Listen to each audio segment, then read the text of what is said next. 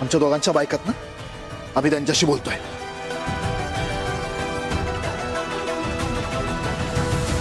तुझा संबंध नाही, मध्ये पडायची गरज नाही. तू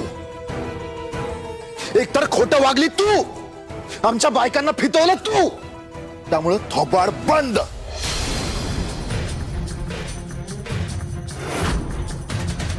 त्यांची नाही चांबडी सोडल्याशिवाय मी राहणार नाही. माझं नाव विलास नाही सांगणार. हे जे काय झाले ते माझ्यामुळे झाले.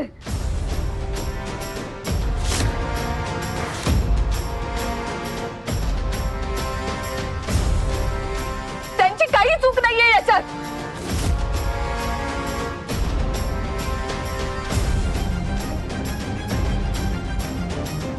जे तुझी चूक आहे हे तू मान्य करतेस.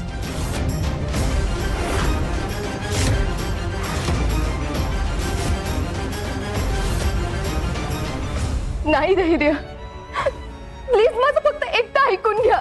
मी आता काय ऐकून घ्यायचंय सावी तुझं?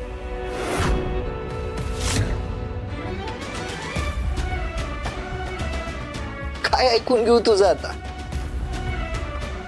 काय खरंय काय खोटंय मला तर काहीच कळत नाही.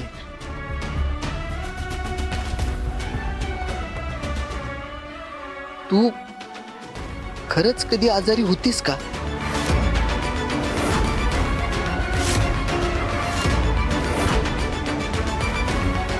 हे सगळं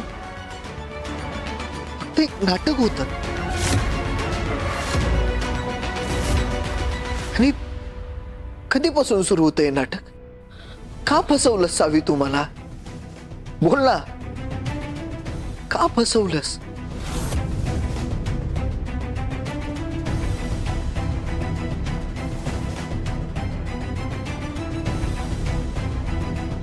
मी सांगते.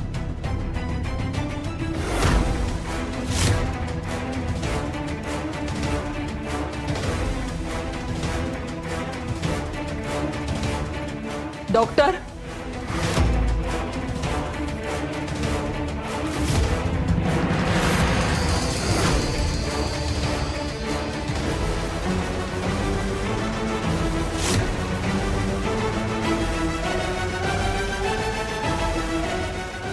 डॉक्टर, जे खरं आहे ते धैर्याला सांगा.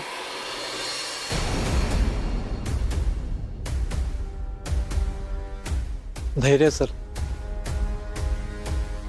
तुम्हाला सगळं खरं कळल्यानंतर तुम्हाला किती धक्का बसला असेल याची कल्पना आहे मला.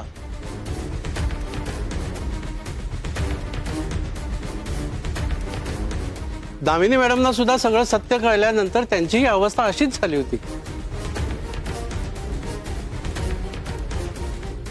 सावी मॅडम आमच्या हॉस्पिटलमध्ये भरती झाल्या तेव्हाच मला समजलं होतं की या वेडेपणाचं नाटक करतायत.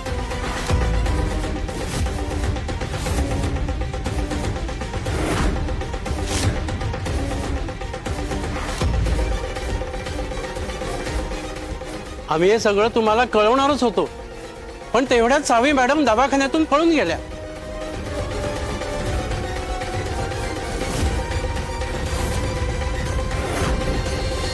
मग डॉक्टर, ही गोष्ट तुम्ही त्याच वेळी का नाही सांगितली? अहो काय सांगणार, त्या वेडेपणाचं नाटक करतायत याचा आमच्याकडे काहीच पुरावा नव्हता. धैर्य सर, वेड्याला शहाणं करता येतं, पण वेड्याचं नाटक करणाऱ्याला शहाणं करता येत नाही.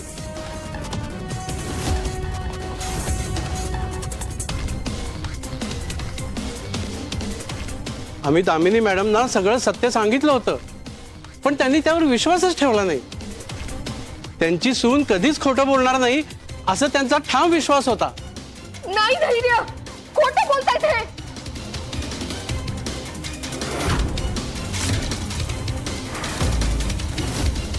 त्यावेळी मला खरंच बरं वाटत नव्हतं. उलट या सगळ्यांनी माझ्या विरोधात बनाव करून मला हॉस्पिटलमध्ये डांबून ठेवलं होतं.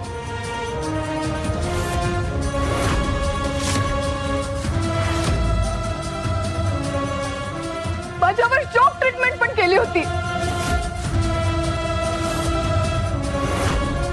आणि दामिनी मॅडमनीच मला शॉक द्यायला लावला होता.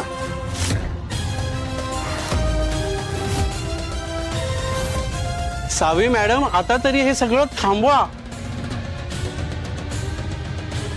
अहो दामिनी मॅडमना तुम्ही बरं वाटावं असंच जेन्युइनली वाटत होतं.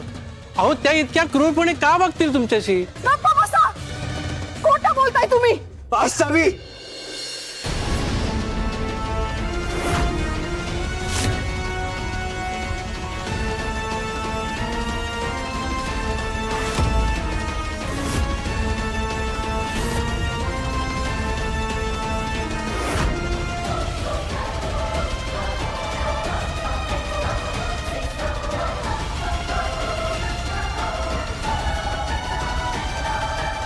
बस झालं तुझं खोटं बोलणं. अजून किती फसवणार आहे सगळ्यांना?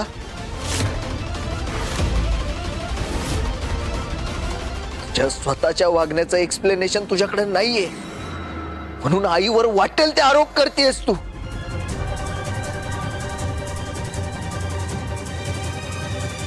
तू एवढ्या खालच्या थराला जाशील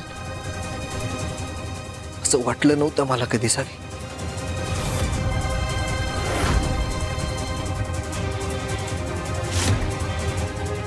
अगं आई का वागेल तुझ्याशी असं?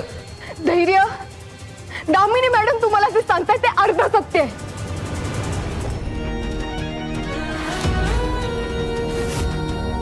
हो मी बरी झाली आणि ही गोष्ट मी तुमच्यापासून लपवून ठेवली होती.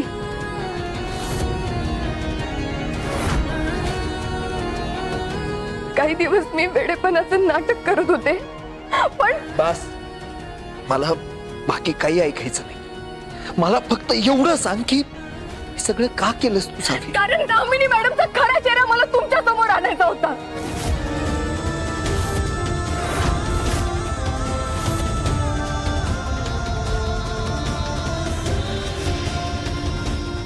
दामिनी मॅडम जशा तुम्हाला दिसतात तशा नाहीये धैर्य.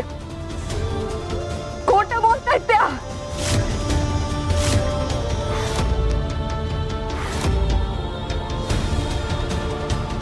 आणि फक्त आजच नाही, पहिल्या दिवसापासून दामिनी मॅडम फक्त आणि फक्त खोटात बोलतायत.